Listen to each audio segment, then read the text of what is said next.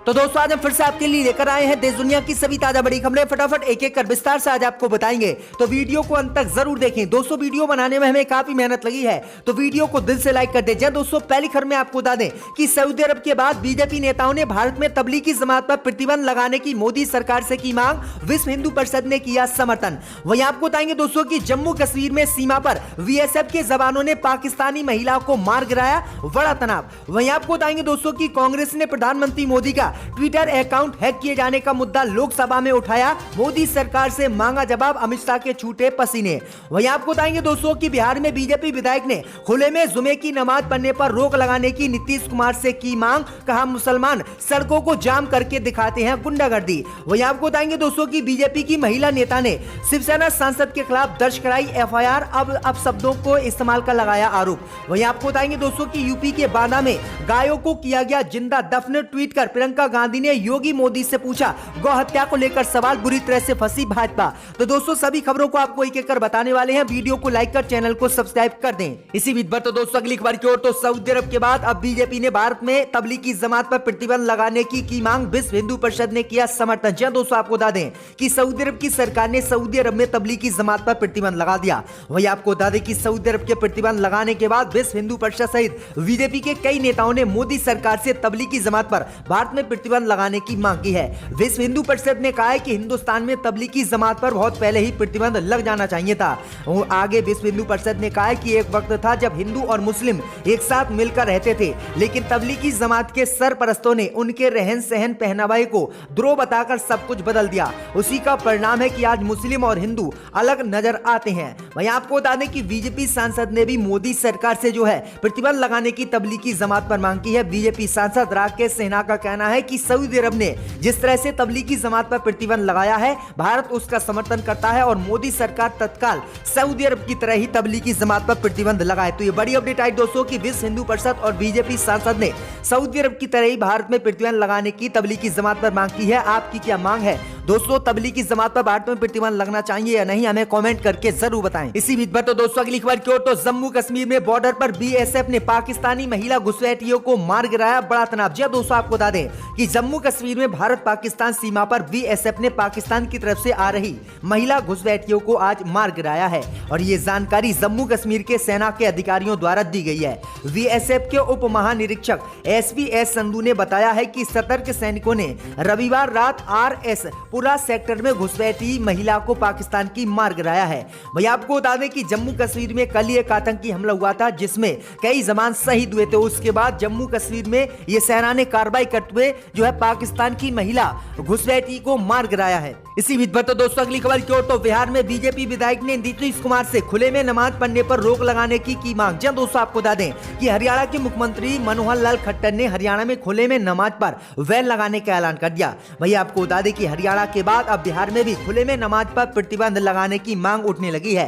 दरअसल आपको बता दें कि बिहार में बीजेपी के विधायक हरिभूषण ठाकुर बचौल ने मुख्यमंत्री नीतीश कुमार से मांग करते हुए कहा है कि सरकार अविलंब खुले में नमाज पढ़ने पर रोक लगाए। बचौल ने कहा है कि शुक्रवार को बेवजह बिहार में सड़कों को जाम कर दिया जाता है, सड़क पर आकर लोग नमाज पढ़ते हैं, जो बिल्कुल गलत है। अगर मुसलमानों को नमाज पढ़नी है तो वह अपने घरों में नमाज पढ़े, मस्जिदों में नमाज पढ़े। आखिरकार मस्जिद क्यों बनवाई गई है? बीजेपी विधायक ने कहा है कि हरियाणा के सीएम मनोहर खट्टर ने जिस तरह से खुले में नमाज पढ़ने पर रोक लगाई है, उसी तरह से बिहार के मुख्यमंत्री नीतीश कुमार को भी खुले में नमाज पढ़ने पर रोक लगानी चाहिए। तो ये बड़ी अपडेट आई दोस्तों कि बीजेपी के विधायक किस तरह से विवाद बयान चुनाव आते ही दे रहे हैं। इसी बीच पर तो दोस्तों अगली खबर की ओर, तो कांग्रेस पार्टी ने प्रधानमंत्री मोदी का ट्विटर अकाउंट हैक किए जाने का मुद्दा लोकसभा में उठाया, सरकार से मांगा जवाब। जब दोस्तों आपको बता दें कि बीते सोमवार को प्रधानमंत्री मोदी के निजी ट्विटर हैंडल से कुछ समय के लिए छेड़छाड़ की गई थी। उनके ट्विटर अकाउंट से बिटकाउंट से जुड़े एक ट्वीट किया गया था, लेकिन बाद में अकाउंट को सुरक्षित कर लिया गया था। सोमवार को इस मामले को लेकर लोकसभा में कांग्रेस के नेता अधीर रंजन चौधरी ने मामले को उठाया। उन्होंने कहा कि सरकार को इसका जवाब देना चाहिए। चौधरी ने लोकसभा में शून्यकाल के दौरान ये विषय उठाया और ये सवाल भी किया कि जब प्रधानमंत्री मोदी का ट्विटर हैंडल सुरक्षित नहीं है तो फिर देश की कैसे सुरक्षा हो पाएगी। आगे कांग्रेस नेता ने कहा कि हमारे प्रधानमंत्री का हैंडल तक सुरक्षित नहीं रहा है तो आम लोगों के ट्विटर हैंडल कैसे बच पाएंगे। जब सरकार क्रिप्टो करेंसी पर पाबंदी लगाने की बात कर रही है तो प्रधानमंत्री के अकाउंट से इसे लेकर ट्वीट किया जा रहा है। सरकार को जवाब देना चाहिए। कांग्रेस नेता ने यह भी कहा है कि सरकार को क्रिप्टो करेंसी को लेकर अपना रुख स्पष्ट करना चाहिए। दरअसल आपको बता दें कि बीते सोमवार को प्रधानमंत्री मोदी का ट्विटर अकाउंट हैक कर लिया गया था, जिसके बाद बिटकॉइन को लेकर एक ट्वीट भी किया गया था। इसी बीच पर तो दोस्तों अगली खबर की ओर तो उत्तर प्रदेश के बांदा जिले में गायों को जिंदा दफनाया गया। प्रियंका गांधी ने ट्वीट कर योगी पर साधा निशाना और गौ हत्या पर पूछा मोदी से सवाल। जब दोस्तों आपको बता दें कि उत्तर प्रदेश के बांदा जिले में कथित तौर पर गायों को जिंदा दफनाने के मामले को लेकर प्रियंका गांधी ने उत्तर प्रदेश के मुख्यमंत्री योगी आदित्यनाथ पर निशाना साधा है। प्रियंका गांधी ने ट्वीट कर योगी सरकार पर निशाना साधते हुए लिखा है कि आपकी सरकार में सैकड़ों गायों को जिंदा दफन कर दिया गया और गौ माता क्रूरता का शिकार बनी। राज्य में लगातार प्रियंका गांधी योगी सरकार पर निशाना साध रही और राज्य में चुनाव को देखते हुए प्रियंका काफी एक्टिव है।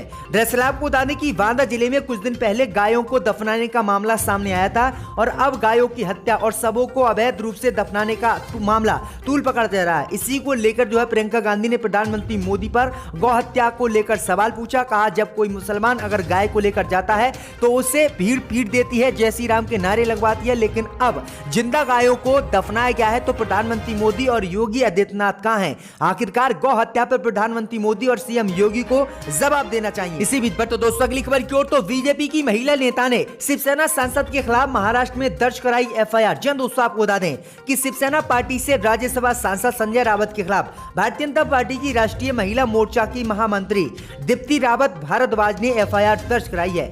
दीप्ति ने 9 दिसंबर को संजय रावत के खिलाफ शिकायत दर्ज कराई थी, जिस पर 12 दिसंबर 2021 को एफआईआर दर्ज कर ली गई है। बता दें कि संजय रावत ने बीते दिनों एक निजी समाचार चैनल को इंटरव्यू दिया था, जिसमें उन्होंने बीजेपी कार्यकर्ताओं के लिए अपशब्दों का इस्तेमाल किया था।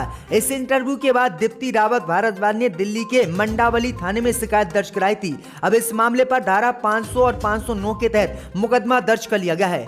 संजय रावत के ऊपर मुकदमा स्त्री समाज को अपमानित करने और स्त्री के लिए सामाजिक रूप में अपशब्दों का इस्तेमाल करने पर दर्ज किया गया है। इसी बीच पर तो दोस्तों अगली खबर की ओर तो हरियाणा के मुख्यमंत्री ने खुले में नमाज पढ़ने पर हरियाणा में लगाई रोक तो अमर अब्दुल्ला ने साधा निशाना। जब दोस्तों आपको बता दें कि हरियाणा के मुख्यमंत्री मनोहर लाल खट्टर ने बीते दिनों गुरुग्राम में खुले में नमाज पढ़ने को लेकर जो बवाल हो रहा है उस पर प्रतिक्रिया देते हुए पूरे हरियाणा में खुले में नमाज पढ़ने पर रोक लगा दी। वहीं आपको बता दें कि इसी रोक के खिलाफ अब जो है जम्मू कश्मीर के पूर्व मुख्यमंत्री फारूक अब्दुल्ला के बेटे अमर अब्दुल्ला ने हरियाणा सरकार पर निशाना साधा है और कहा है कि एक धर्म विशेष को बीजेपी सरकार निशाना बना रही है। मनोहर लाल खट्टर को ऐसा काम नहीं करना चाहिए। जिस तरह से उन्होंने बयान दिया था कि खुले में नमाज पढ़ने को बिल्कुल बर्दाश्त नहीं किया जाएगा, ये मुस्लिम समुदाय का अपमान है। अमर अब्दुल्ला ने कहा है कि सीएम मनोहर लाल खट्टर को अपना ये बयान वापस लेना चाहिए और देश के मुसलमानों से माफी मांगनी चाहिए। इसी बीच पर तो दोस्तों अगली खबर की ओर तो राहुल गांधी ने प्रश्न पत्र में विवादित अंशों को लेकर सीबीएसई पर साधा निशाना। कहा यह बीजेपी और आरएसएस की है साजिश। दोस्तों आपको बता दें कि केंद्रीय माध्यमिक शिक्षा बोर्ड सीबीएसई की एक प्रश्न पर राजनीतिक बवाल शुरू हो गया है। कांग्रेस के पूर्व अध्यक्ष राहुल गांधी ने 10वीं कक्षा की परीक्षा के अंग्रेजी विषय के प्रश्न पत्र के कुछ अंशों को लेकर केंद्रीय माध्यमिक शिक्षा बोर्ड सीबीएसई पर सोमवार को निशाना साधा और आरोप लगाया है कि ये युवाओं की नैतिक शक्ति तथा भविष्य को कुचलने की राष्ट्रीय स्वयंसेवक संघ यानी आरएसएस और बीजेपी की साजिश है। वहीं आपको बता दें कि राहुल गांधी ने ट्वीट कर कहा है कि सीबीएसई के ज्यादातर प्रश्न पत्र अब तक बहुत कठिन रहे हैं और अंग्रेजी के प्रश्न पत्र में खगोलांश पूरी तरह से खराब है। ये युवाओं की नैतिक शक्ति और भविष्य को कुचलने का आरएसएस और भाजपा का षड्यंत्र है। उन्होंने कहा कि बच्चों अपना सर्वश्रेष्ठ प्रयास करो, कड़ी मेहनत का फल मिलता है, कट्टरता से कुछ हासिल नहीं होता है। तो ये बड़ी अपडेट आई दोस्तों की राहुल गांधी ने ये बड़ा। इसी बीच पर तो दोस्तों अगली खबर की ओर तो कांग्रेस नेता ने दिया कुणाल कामरा और मुनव्वर फारूकी को न्योता। कहा आइए और मुझ पर कीजिएगा कॉमेडी। जो दोस्तों आपको बता दें कि कांग्रेस के वरिष्ठ नेता दिग्विजय सिंह ने सोमवार को stand up comedian Kunal Kamra और मुनव्वर फारूकी को भारतीय जनता पार्टी शासित मध्य प्रदेश के भोपाल में एक कार्यक्रम आयोजित करने के लिए लिए आमंत्रित किया है। दरअसल आपको बता दें कि उन्हें हाल ही में बेंगलुरु में शो करने के लिए अनुमति नहीं दी गई थी। वहीं आपको बता दें कि हिंदू संगठनों के विरोध के बीच कॉमेडियन फारूकी को पिछले महीने कर्नाटक के बेंगलुरु में एक शो आयोजित करने से मना कर दिया गया था। कुछ दिनों बाद सरकार के मुख्य आलोचक कुणाल कामराने ने भी बेंगलुरु में होने वाले उनके शो को धमकियों देने के बाद रद्द कर दिया गया था, जिसके बाद दिग्विजय सिंह ने ट्विटर पोस्ट किया और कहा कि भोपाल में मैं आपके लिए एक शो कुणाल और मुनव्वर फारूकी का आयोजन करूंगा। सारी जिम्मेदारी मेरी होगी, शर्त यह है कि कॉमेडी का विषय दिग्विजय सिंह होगा।